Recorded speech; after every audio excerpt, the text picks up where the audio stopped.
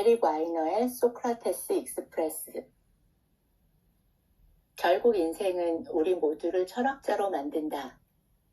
모리스 리즐링의 말인데요. 여기 인생에서 가장 중요한 질문을 하고 답을 찾기 위해 평생을 바친 철학자들을 소개해주는 책 한 권이 있어요. 그들에게 삶에 도움이 되는 조언을 받는 것은 어떨까요? 이 책 소크라테스 익스프레스는 마르크스 아울렐리우스부터 몽테뉴까지 역사상 가장 위대한 철학자들을 만나러 떠나는 여행기이자 그들의 삶과 작품 속의 지혜가 우리 인생을 개선하는 데 어떻게 도움이 되는지 답을 찾아가는 책이에요. 매력적인 글솜씨로 빌 브라이슨의 유머와 알랭 보통의 통찰력이 만났다는 평가를 받는 에릭 와이너가 선택한 철학자들의 통찰은 우리가 인생을 살아가며 마주하는 문제에 대한 새로운 시각과 활력을 제시해 줍니다. 제가 오늘 소개해드릴 부분은 가장 오해받고 있는 에피쿠로스에 대한 장이에요. 모든 철학자는 모든 10대와 마찬가지로 제대로 이해받지 못한다. 원래 그런 법이다. 하지만 쾌락을 말한 위대한 철학자 에피쿠로스만큼 크나큰 오해를 받고 부당한 비난을 받은 철학자는 없다. 기원전 341년에 사모아 섬에서 태어난 에피쿠로스는 어린 나이에 철학자가 되었다. 이유는 평범했다. 의문이 많았고 어른들이 내놓는 답이 무척 의심스러웠기 때문이다. 에피쿠로스는 헤라클레이토스와 데모크리토스 같은 위대한 철학자들을 공부했다. 그에게도 곧 제자가 생겼는데 매력적이면서도 이해하기 쉬운 그의 교육 방식에 이끌린 학생들이었다. 에피쿠로스는 종종 다채롭고 충격적인 언어를 사용했다. 소크라테스처럼 에피쿠로스도 미친 지혜를 실천했다. 무슨 방법을 써서라도 사람들을 최면에서 흔들어 깨울 필요가 있었다. 에피쿠로스는 그리스 여기저기를 돌아다녔다. 지금의 터키인 클로폰과 레스보스 섬에서 잠시 살다가 35의 나이에 아테네에 자리를 잡았다. 아테네에서 그는 도시 성벽 바깥에 있는 집을 한 채 구입했고 높은 벽으로 둘러싸인 이 집에는 풀이 무성한 정원이 있었다. 에피쿠로스는 학교와 공동체를 세우기에 완벽한 곳이라고 생각했다. 즉시 인기를 끌게 된 그 공간은 결국 케포스, 즉 정원이라는 단순한 이름으로 널리 알려졌다. 정원과 철학은 서로 잘 어울린다. 프랑스 계몽주의의 총하였던 볼테르는 우리는 반드시 자신만의 정원을 가꾸어야 한다고 말했다. 17세기 영국의 작가이자 정원사였던 존 에벌린 역시 이에 동의하며 정원의 공기와 분위기는 철학적 열정에 도움이 된다고 덧붙였다. 저 말이 마음에 든다. 세상에는 열정적인 철학 애호가가 더 많이 필요하다. 철학을 공부하는 학생도 아니고 전문가는 더더욱 아닌 숫기 넘치는 정열을 가진 열정적 철학 애호가. 세상의 소음에서 격리된 정원은 그러한 철학적 열정에 도움을 준다. 정원은 관리가 필요하다. 우리의 생각도 마찬가지다. 뒷마당에서 빈둥거리는 사람이 정원사가 아니듯 생각한다고 다 철학자인 것은 아니다. 정원 일과 철학은 둘 다 어린아이의 관대한 즐거움이 수반된 어른의 절제된 헌신을 필요로 한다. 정원의 벽 안에서 펼쳐지는 일들은 자연의 흐름을 따른다. 철학도 그 안에 자기만의 마법을 담고 있다. 우리가 고된 노력을 들이기만 한다면. 장소는 중요하다. 장소는 생각의 보고다. 그래서 내가 여행을 하는 것이며 그래서 지금 에피쿠로스와 그의 정원의 흔적을 찾아 아테네에 와 있는 것이다. 쉽진 않을 것이다. 온갖 도구와 지식을 가진 고고학자들도 아직 정원의 정확한 위치를 짚어내지 못했다. 하지만 내 철학적 열정은 꺾이지 않는다. 자신이 무엇을 찾고 있는지 알아야만 그것을 발견할 수 있는 것은 아니다. 임기응변할 수 있는 재치가 가장 훌륭한 안내자다. 에피쿠로스가 비교적 먼 곳에 있는 벽으로 둘러싸인 정원을 선택한 것은 우연이 아니었다. 스토아 학파를 포함한 다른 철학 학파와 철저하게 결별한 에피쿠로스는 추종자들에게 사업과 정치의 감옥을 피하라고 촉구했다. 에피쿠로스는 정치적 유대가 자족의 가능성을 낮춰 결국 행복을 외부에 위탁하게 만든다고 생각했다. 에피쿠로스의 모토는 라테 비오사스, 즉 숨어 사는 삶이었다. 세상에서 물러난 사람들은 늘 의심받는다. 우리는 은둔자에게서 위협을 느끼는 만큼 그를 조롱한다. 에피쿠로스는 다른 측면에서도 전통과 결별했다. 다른 학파는 오로지 아테네의 남성 시민만 받아들인 반면 에피쿠로스는 해방 노예와 여성도 환영했고 데미스타에게도 여러 편의 글을 헌정했다. 일반적으로 환영받지 못하는 사람들을 환영하고 쾌락에 헌신하는 삶을 옹호하는 벽으로 둘러싸인 공동체는 당연히 의심을 불러일으켰다.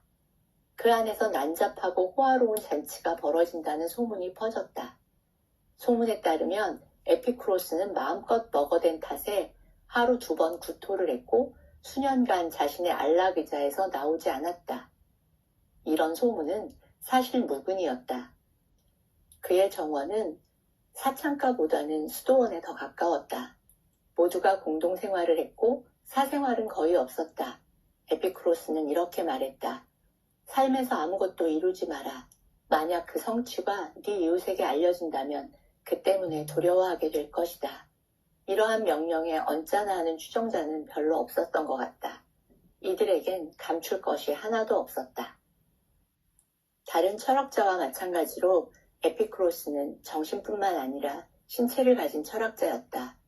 그는 인간의 신체에 최고의 지혜가 담겨 있다고 믿었다. 에피쿠로스는 경험론자였다. 그는 우리의 감각을 통해 오로지 우리의 감각만을 통해 세상을 알 수 있다고 믿었다. 감각이 완벽하지 않을지는 몰라도 그 밖에 다른 믿을 만한 지식의 원천은 존재하지 않으며 이와 다른 말을 하는 사람은 착각을 한 것이거나 무언가를 팔고 있는 것이라고. 에피쿠로스는 자신의 감각을 갈고 닦았다. 그는 인간 행동의 훌륭한 관찰자였다. 그는 아테네인을 관찰했고 어느 곳에서나 충분히 가진 사람들을 보았다. 충분한 음식, 충분한 돈, 틀림없이 충분한 문화. 그런데 왜 그들은 행복하지 않을까? 에피쿠로스는 의사가 원인 불명의 증상이 있는 환자를 대하듯이 미스테리에 접근했다. 그는 철학이란 모름지기 영혼을 위한 약처럼 나눠져야 한다고 말했다. 에피쿠로스의 4가지 주요 원칙은 4가지 치료법이라는 뜻의 테트라 파르마코스이다. 약처럼 철학도 일정 간격을 두고 처방된 양을 섭취해야 한다. 약처럼 철학에도 부작용이 있을 수 있다. 어지러움, 방향감각 상실, 그리고 때때로 조증까지. 이런 의학적 접근은 우연이 아니었다. 에피쿠로스가 살았던 시기는 치료 용도의 철학이 절정에 달한 시기였다. 헬레니즘 시대라고 불리는 그 시기에 사람들은 오늘날 배우자나 통신사를 고를 때처럼 열정적이고 신중하게 철학 학파를 골랐다. 리스크는 컸다. 프린스턴 대학과 스탠퍼드 대학 사이에서 하나를 고르는 게 아니었다. 자기 성격을, 그러므로 자기 운명을 형성할 일생일대의 선택을 내리는 것이었다. 일부 철학자는 오로지 신과 축복받은 소수만이 행복이라는 지고의 상태를 얻을 수 있다고 생각했다. 반면 에피쿠로스는 누구든지 이를 얻을 수 있다고 생각했다. 그럼에도 에피쿠로스가 그렇게 비난받은 것은 놀라운 일이 아니다. 사람들에게 쾌락은 늘 의심스럽다. 은밀한 쾌락이나 숨겨진 쾌락 같은 말을 할 때 우리는 가장 기본적인 인간 본능의 수치심이 깃들어 있음을 인정하는 것이다. 하지만 에피쿠로스는 그렇게 생각하지 않았다. 그는 쾌락을 최고선으로 여겼다. 다른 모든 것, 명성과 돈, 심지어는 덕까지도 그것이 쾌락을 더 증가시키는 만큼만 중요하다고 생각했다. 에피쿠로스가 생각하는 쾌락은 우리가 그 자체로서 욕망하는 유일한 것이며 그 밖의 모든 것, 심지어 철학까지도 쾌락이라는 하나의 목표를 위한 수단이라고 생각했다. 에피쿠로스는 결핍과 부재의 측면에서 쾌락을 규정했다. 그리스인은 이러한 상태를 아타락시아라고 불렀다. 말 그대로 문제가 없다는 뜻이다. 우리를 만족으로 이끄는 것은 어떤 것의 존재가 아니라 바로 불안의 부재다. 쾌락은 고통의 반대말이 아니라 고통의 부재를 뜻한다. 에피쿠로스는 향락주의자가 아니라 평정주의자였다. 에피쿠로스는 그저 쾌락을 찬양하기만 한 것이 아니었다. 쾌락을 분석해서 욕망의 분류체계를 만들었다. 쾌락의 사다리 맨 위에는 자연스럽고 반드시 필요한 욕망이 있다. 예를 들면 사막을 걸어서 통과한 후에 마시는 물 한 잔 같은 것 말이다. 그 밑에는 자연스럽지만 반드시 필요하지 않는 욕망이 있다. 사막을 통과한 후에 물 한 잔을 마시고 나서 다시 마시는 소박한 테이블 와인 한 잔. 마지막으로 피라미드의 맨 밑에는 자연스럽지도 반드시 필요하지도 않은 욕망, 에피쿠로스가 말한 텅 빈 욕망이 있다. 사막을 걸어서 통과한 후에 물 한 잔을 마시고 나서 테이블 와인을 마신 다음 마시는 값비싼 샴페인 한 병이 여기에 해당한다. 에피쿠로스는 이 텅 빈 욕망이 가장 큰 고통을 낳는다고 했다. 이 욕망은 만족시키기가 어렵다는 것이다. 두려움 없이 지프로 만든 침대에 누워있는 것이 황금 의자와 호화로운 식탁을 앞에 두고 걱정에 빠져 있는 것보다 낫다고. 에피쿠로스는 쾌락에는 종류의 차이도 있지만 작용 속도의 차이도 있다고 말한다. 그는 정적인 쾌락과 동적인 쾌락을 구분했는데 시원한 물 한 잔으로 갈증을 해소하는 행위는 동적인 쾌락을 준다. 물을 마신 후에 우리가 경험하는 만족스러운 기분은 정적인 쾌락이다. 다른 식으로 말하면 물을 마시는 행동은 동적인 쾌락이고 물을 마신 다음에 느끼는 상태는 정적인 쾌락이다.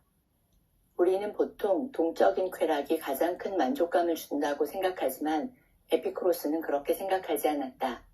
정적인 쾌락이 더 우월한 쾌락인데 우리가 추구하는 것이 바로 그 상태이기 때문이다. 정적인 쾌락은 목표이지 수단이 아니다. 에피쿠로스는 이렇게 말했다. 나는 빵과 물을 먹고 살 때 몸이 쾌락으로 가득 차는 것을 느낀다. 내가 호화로운 삶이 주는 쾌락에 침을 뱉는 이유는 그러한 생활 자체 때문이 아니라 그의 을에 따라오는 불쾌함 때문이다. 호화로운 삶에 따라오는, 예를 들면 고급 레스토랑에서 5코스짜리 정찬을 먹은 후에 따라오는 불쾌함이란 정확히 무엇일까? 에피쿠로스는 소화불량이나 숙취 같은 신체 감각에 대해서도 이야기하지만 그가 주로 언급하는 것은 드러나지 않은 고통, 즉 갖지 못하는 고통이다. 이제 당신의 행복은 주기적으로 5가지 정찬 코스를 먹을 수 있느냐 없느냐에 달렸다.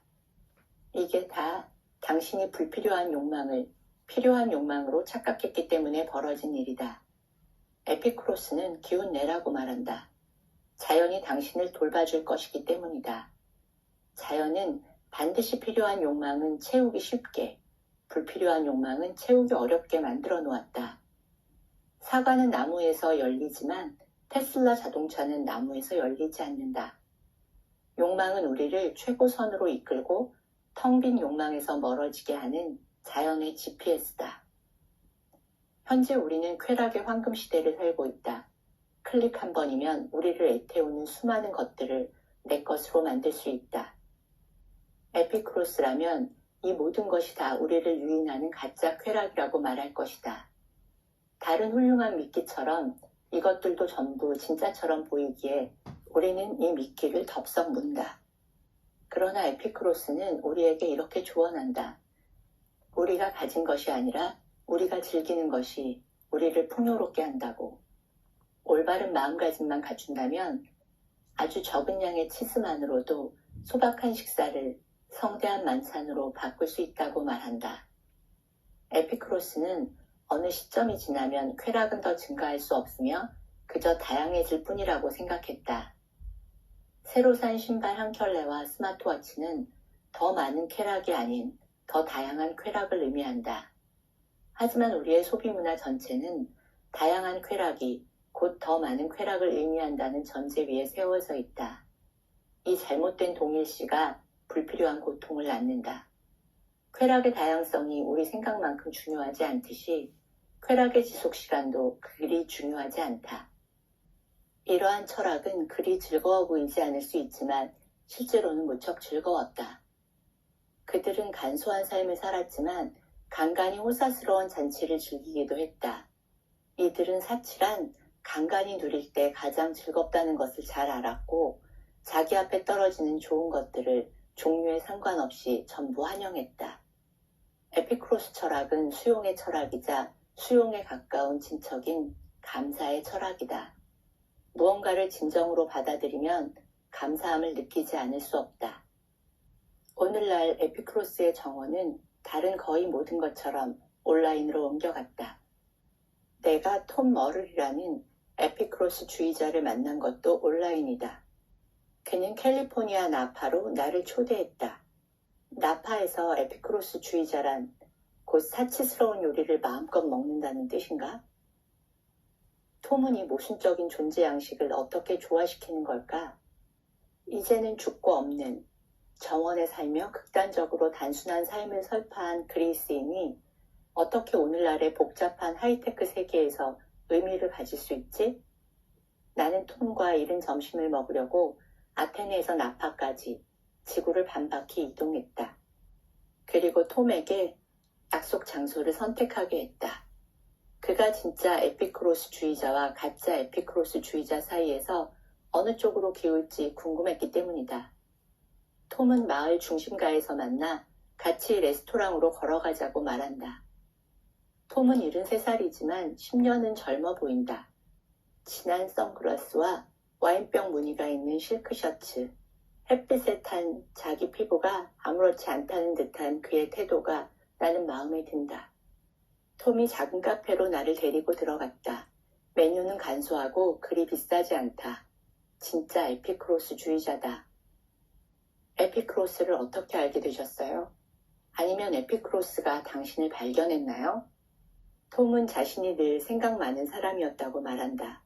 대학교 때 잠깐 철학을 공부하긴 했지만 깊이 빠진 것은 대학원생 때였다.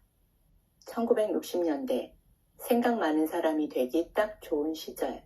톰은 스피노자와 칸트, 그 밖에 여러 철학자들을 공부했지만 그가 매력을 느낀 건 쾌락에 집중한 에피쿠로스였다. 내가 보기에 쾌락은 모든 것을 다 아울러요. 행복보다 더요. 톰이 와인을 홀짝이며 말한다.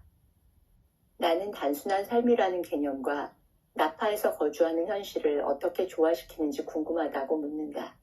나파는 손 닿는 곳에 달린 과일이 한 병에 200달러인 메를로 와인을 담그기 위해 애지중지 키운 포도이고 머리 위를 가릴 단순한 지붕이 100만 달러는 우습게 넘어가는 곳이 아닌가? 쉽지 않지만 가능하다고 톰이 말한다. 톰은 모든 쾌락은 좋은 것이고 모든 고통은 나쁜 것이지만 그렇다고 해서 언제나 고통 대신 쾌락을 선택해야 하는 것은 아니라고 설명한다. 예를 들면 폐암의 고통은 흡연의 쾌락보다 더 크고 운동의 고통은 건강을 가져온다. 이상한 말처럼 들릴 수도 있지만 에피쿠로스는 우리가 쾌락으로 향하는 길을 추론할 수 있다고 가르쳤다. 우리가 불행한 것은 게으르거나 결점이 있어서가 아니라 그저 추론을 잘못한 것일 뿐이라고. 쾌락과 고통을 평가할 때 신중함을 발휘해 냉철한 추론을 하는데 실패한 것이라고 말이다. 나파 거주민이자 아마추어 포도 전문가이며 케이터링 회사의 주주인 톰 머를은 평소에 한 병에 2달러짜리 와인을 마신다고 한다. 진짜요? 그렇게 저렴한 와인을 마신다고요? 편하게 마시는 테이블 와인이죠. 맛도 나쁘지 않아요.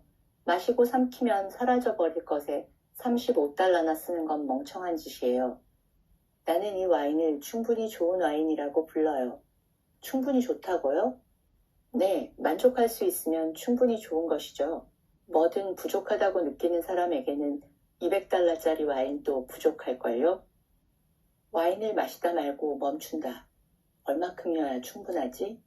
나는 하던 일을 멈추고 이렇게 자문한 적이 거의 없다. 언제나 그 답은 지금 가진 것보다 더라고 생각했다. 알고 보니 더 많이는 움직이는 관역이었다. 심리학자들은 이를 쾌락의 쳇바퀴라고 부른다. 우리는 새로운 쾌락에 익숙해진다. 그러면 새로운 쾌락은 더 이상 새롭지도 그리 즐겁지도 않은 것이 된다. 특히 우리는 조금만 더라는 것에 취약하다. 우리는 행복해지기 위해 지금보다 훨씬 많은 것을 필요로 하지 않는다. 그저 조금만 더 많으면 된다. 하지만 조금 더 갖게 되면 우리는 눈금을 재조정하고 생각한다. 그저 조금만 더 있으면 돼. 우리는 얼마큼이어야 충분한지를 모른다. 충분히 좋음은 안주한다는 뜻이 아니다. 자기 변명도 아니다. 충분히 좋음은 자기 앞에 나타난 모든 것에 깊이 감사하는 태도를 의미한다. 완벽함도 좋음의 적이지만 좋음도 충분히 좋음의 적이다. 충분히 오랜 시간 동안 충분히 좋음의 신념을 늘 따르면 놀라운 일이 생긴다. 마치 뱀이 허물을 벗듯 충분히가 떨어져 나가고 그저 좋음만이 남는다. 톰과 내가 지금 에피쿠로스적 시간을 보내고 있다는 느낌이 든다. 충분히 좋은 와인을 곁들인 소박한 식사, 우정이라는 사치, 그리고 시간, 고통 없음, 즉 아타락시아에서 오는 쾌락. 나는 내 기분 좋은 마음 상태를 알아채지만 너무 깊이 생각하지는 않는다. 특별하지는 않다. 하지만 충분히 좋다. 다른 말로 완벽하다.